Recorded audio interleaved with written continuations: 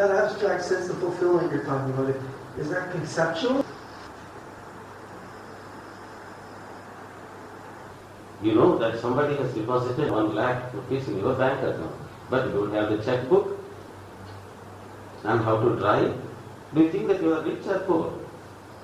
You are rich, but now you need a checkbook in order to concretize it. This fact that the 1 lakh rupees in the bank is the abstract.